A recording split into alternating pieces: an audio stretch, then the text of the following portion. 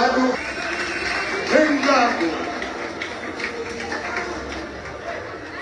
hingaamu. Amana abbootaa irree isaatti baachuu umrii fi beekumsa saba isaatii laachuu miidiyaa hundeessee hundee dhugaa dhaquu sirni gabroonfataa daandii irraa maquu hingaamu. Amsoon eeguutti bakka riftee kaasuu tarsiimuu qindeessee qeerroo gadi baasuu addunyaa fuuldura oromummaa labsuu dhaggaa dhugaa taasee diina ittiin cabsuu ergama fudhatee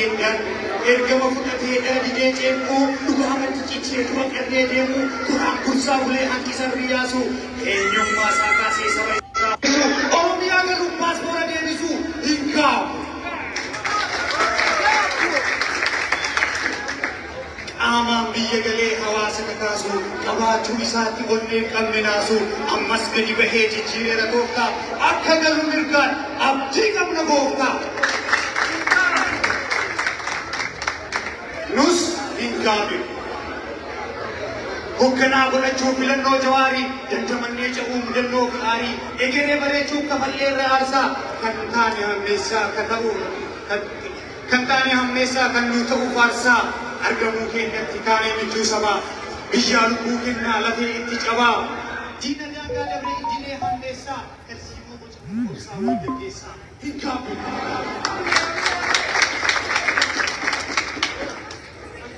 Harreen haada bultee jennaan ofittoo gabaabsa jawaar sakaaluu feeti sochii isaa dhaabsiftee hawaasni Oromoo kitaaba nu eebbisa gaaf tokko jechuu jiru dhimma banneetu qabaa jawaariin as deebisaa.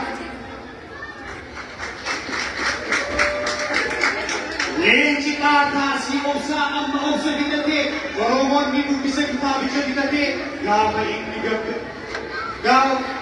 inni gabbahee rasaasaa qixxeeyyan rabbitu isa oolchee akka jara kaawwanii fudhachuu didiloochee dura sodaattuu dinnaa buuganii buustanidha haqa sisaalfatanii balleessuuf kaatachidha. Oromiyaa shirarraa adda boona jalattii sunni bifti siraa kan masiifoo jawaan dhugaa dubbata qabsoollee ni deebisa addunyaarra naanna'ee kitaabicha eebbisa.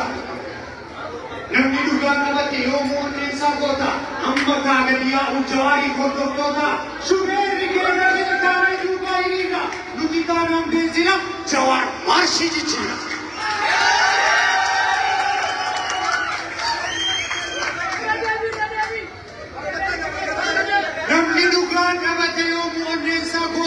Amma kaagadi yaa'u jawaarii hordoftoota namni dhugaa qabate jawaa ati hayyuu dhaloota gube misaa'ila Oromoo kan keessa wayyaanee gube ati abshaala barnoonni qabe addunyaa si hordofa dandeettii kee bare ati abbaa qeerroo finiinaa ati misilaa darbu Oromoo maciniinaa ati misaa'ila.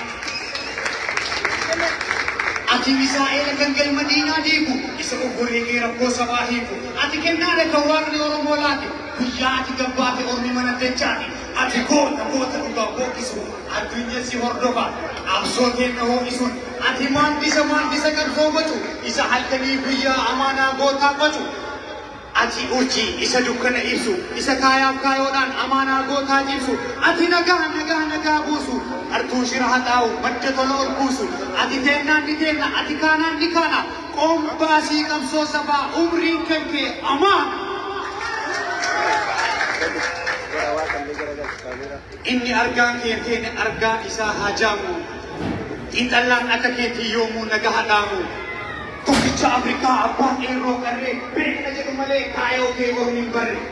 Jennoo kee jaqaata akka daandii baaburaa qajeelfamni kee Qulqulleessii duuba isaa jedhu qabatteessii ayyicha sabni isaa guyyoo ayyicha yaadni isaa guyyaan hin beeknu kan biroo. Si hayyicha addunyaa hin bakka itti qabsoo keenyaa.